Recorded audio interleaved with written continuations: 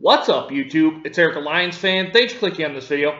Guys, if you kind of like this beer content and whatnot, go ahead and press that subscribe button and hit that bell notification so you get notifications of new videos of mine. I'd really appreciate it. But guys, we're going to get right into this one. Just a little plug right there. Guys, we're going to be looking at something from Hudsonville, Michigan. This comes to us from the White Flame Brewing Company. These guys are, like I said, out of Hudsonville, Michigan. You can go to their website at whiteflamebrewing.com. This is their double tap. This is a session IPA. I'm going to look right here on the back of the can to see what it is. The beer comes in at 4.5% alcohol by volume, so right in that session IPA style. 16-ounce can. Bottle on or canned on date, there's no date on this one, so I just grabbed it. Figured it was pretty neat kind of can art on here. I don't know if the light is doing it justice here.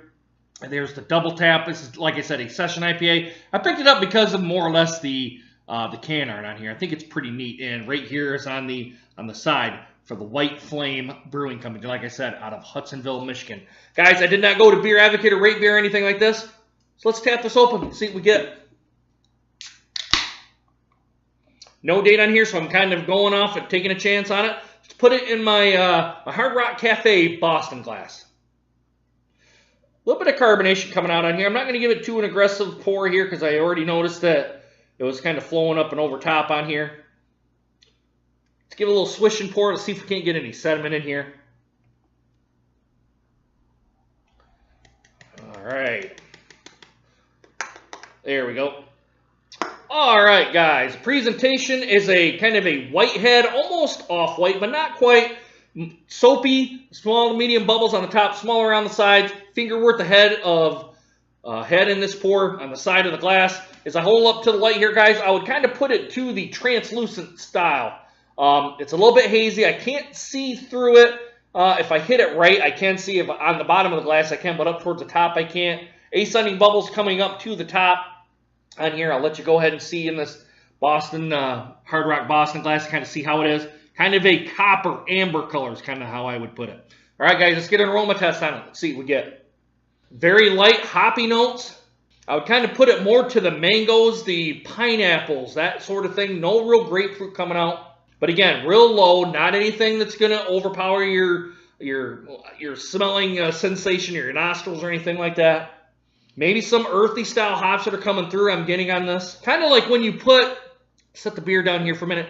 When you open up a bag and you put your mouth in it, you take a big whiff, that's kind of what you're getting with this. There's no real, there is some kind of melons or kind of, I don't want to say grapefruit, but some kind of melon or a pineapple coming out through here, but really no, to me, there's no grapefruit coming out of here, which is usually typical of your IPAs. But guys, let's throw this down the gullet. Let's see what we get. Let's see if it tastes as good as it smells. Bottoms up, guys. Cheers. This one has some body to it. Usually these 4.5%, 5 sessionable IPAs usually don't have any body. This one does. It's kind of what I'm getting right off the top. Very low bitterness on this one. There's not a whole lot of bitterness going on with this. I would put it more towards the pale ale more than I would the IPA because it kind of tastes more like a pale ale than to a IPA style. But I am getting some very slight bitterness back here on the back of the tongue now that I've got it down into my stomach here a little bit.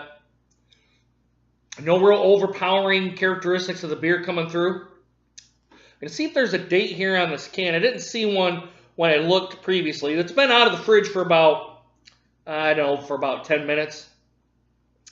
I don't see a date on the can.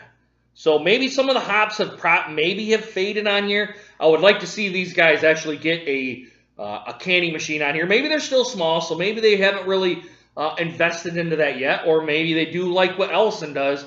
They have a sticker right on top, and someone broke these up into so they can sell them as singles instead of a 4-pack. I don't know. So I'm just kind of guessing on this one. But yeah, I mean, with no date on here, the hops, I don't want to say the hops seem to have faded, but I'm not really getting much of a bitterness presence or a hop presence or anything like that. The beer's not bad. I'm going to put it that way. It's not bad. Like I said, medium mouthfeel. I would put it more towards a pale ale, a light pale ale, more than I would an IPA. Now, some people may say, Eric, you've you've grabbed a beer that was probably out of date, which is out of that 3-month range, and it's probably the hops have faded here a little bit. I'm really not getting any bitterness, really not any the grapefruit style or that pineapple or the melon like I was on the nose. But I'm kind of getting more, I want to say more of an earthy presence on the hops on this one. I'm kind of getting some grassy notes, maybe some dirt notes, some of the, as you're a kid, you're playing out there and you get dirt on your face and in your mouth and all that. It's kind of what I'm getting there too. It's kind of what I'm thinking back, going back into my childhood, because I was big on outside and I love being outside. I still do, actually.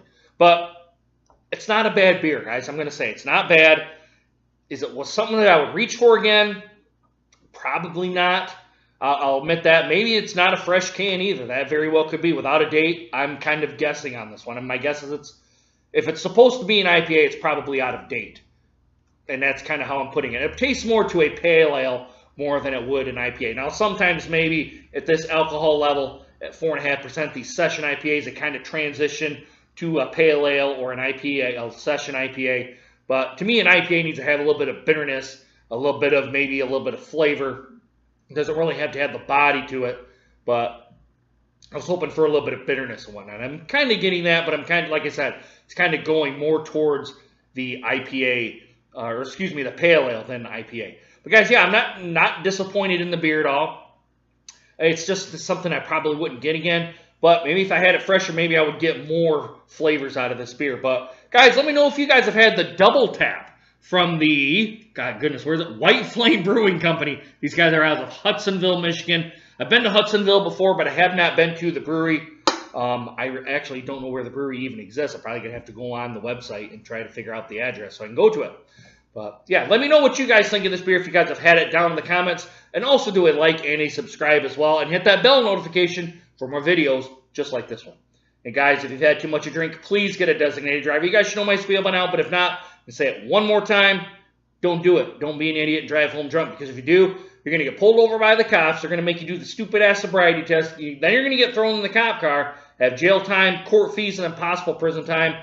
And then if you hit or kill somebody, you guys know you're going to be in the slammer for a while. And if you kill yourself, all you've done is hurt your family and friends and put yourself 6 feet under, okay? Just sleep off your buzz and get your car the next day. Find somebody or get an Uber, a taxi, or Lyft for someone to take you back home, okay? Because in this day and age, there's zero tolerance, all right? It's stupid to do it anyway. All right, guys, I'm going to end it here. Come back tomorrow when I grab another beer out of the fridge. We'll see how it does. Guys, I really hope you guys enjoyed this video. Hope to see you guys again soon. Deuces, guys. Take care.